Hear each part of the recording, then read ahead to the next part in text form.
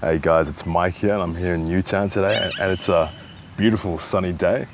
And today I wanted to talk about the concept of quelling the comparing mind, right?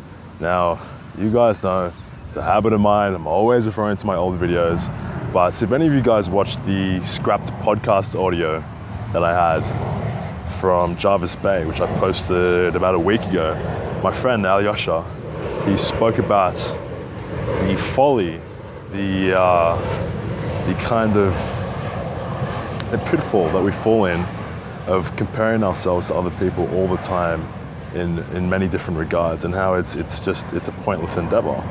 And I think the analogy he used was planting two trees on two different parts of the planet and how they'd grow differently, right? They'd have a different nutrient makeup, there'd be different climates, different temperature, different amount of sun, wind, whatever, right? So even though they're the same species of tree, the idea of comparing them without speaking about the differences in their environment would be kind of silly, right? Sorry guys, there's like 3 dogs here and there's a guy flying a drone and, okay, there's like 4 dogs and he's flying a drone and they're all chasing him and going absolutely crazy. So I can usually keep my focus, but this is actually pretty cool. If I wasn't doing this video, I'd be just chilling out and watching these guys. There we go. So yeah, the idea of the comparing mind, right? Now, just like how if you plant one tree in one area, another tree in another area, they're going to be different. In the same vein, if you plant one human in one environment and another human in another environment, they're going to be different. And the idea of comparing them and not speaking about the environment they live in, whether it was a religious environment, the cultural environment, societal forces, financial forces, economic forces, emotional, family structure, all of those things play into what makes you you. Not all of it it defines you, right? But it does certainly nudge you in one direction or another, right? So I'm always recommending mindfulness because it's such a potent tool in terms of catching yourself when you find yourself comparing. Now, I've already told you, look, the idea of comparing is pointless, right?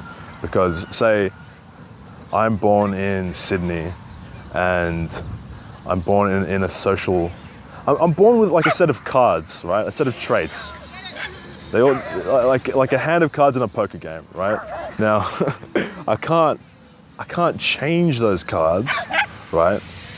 And I can't change the cards that other people have played, but I can sure as hell play the shit out of my hand, right?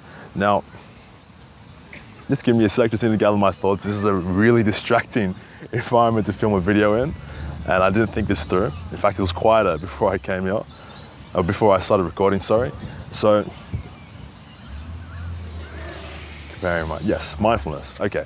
So it's important to be mindful because you catch yourself when you're comparing yourself to someone else, right? And a really common one that I see, especially back when I used to go to university, was people comparing careers. And I think it's very common with people who have depression as well, because they see themselves as defective or lagging behind, and they can't do the things that other people do of no fault of their own, right? There's nothing that they did that caused them to feel that way. But of course, if you compare, right, if you compare yourself when you're in a situation and you're suffering to another person, it's just going to exacerbate your depression, right? And everyone has individual challenges, okay? Like, this is my motto. This is the motto that I use all the time. If life is a race, then the finishing line is the grave, right? There is no race. Life isn't a race. It's not, I'm trying to acquire all the things, oh wow, the dog actually got the drone. Good on him. I'll give you guys a panning shot when I'm done. Yeah, it's not about acquiring all the perfect status symbols, like degrees or the perfect job or having all your eggs lined up, right? Life isn't a game or a competition. So the idea of comparison is foolish. It's folly, right? And when you're mindful, you come to realize that, look, we're not quite sure how we got here, right? We're not quite sure how we got here to be conscious and aware, right? But we are, and we find ourselves in this confounding existence where we've got all the ideas of what we should and shouldn't do, right? Get a degree, do this, do that, get a job. But it's play, right? Life is play. That's all it is. And the idea of comparison comes from actually Western society, where it becomes almost an arms race, especially high achievers. I went to a high achieving high school. On paper, I'm the biggest intellectual burnout there was, right? Like I topped classes up till I was like 15, and then I just bombed from there on out. And if I had the comparing mind, I'd be using other people's experiences as a barometer to measure my own worth, which is silly, right? Because again, when you're using mindfulness, you're able to introspect and really dig deep and find, okay, what is my value? What are my abilities? Where do I want to go? What do I want to be? And you'll find that it's inherently detached, right? When you're being honest and authentic, it's detached from what other people are doing. Like you couldn't care less what other people are doing, right? It's about living the fullest life on your terms. That's the best way I can put it. Living the fullest life on your terms. And when you stop comparing, it's a catharsis, it's a release. It's like, wow, I don't have to buy into this bullshit system anymore. I don't have to keep looking over my shoulder to see what the next guy's doing.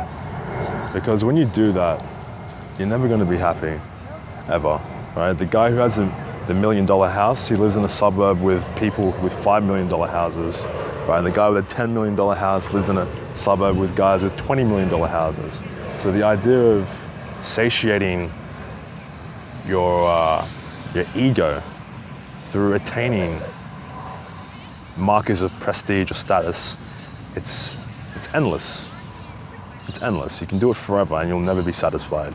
The human mind has an infinite capacity to be satiated by such things. So this isn't exactly where I thought this was going to go, this talk, but hey, I've given you guys my view, my perspective on the matter, and yeah, I hope you guys take something away from it. So thanks guys, thanks so much for watching. I'm just going to give you guys a quick panning shot of the park, and yeah, have a nice day guys, take care. Some bonus dog footage. There's no dogs that way.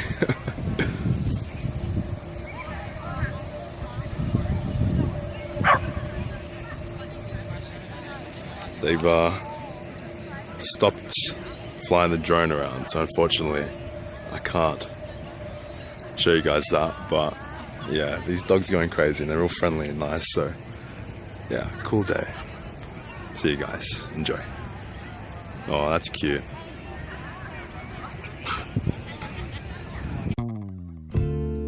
Hey guys, thanks so much for watching. Check out these other videos if you enjoyed this one, and be sure to subscribe to my channel for more content every Tuesday and Friday. Thanks, see ya.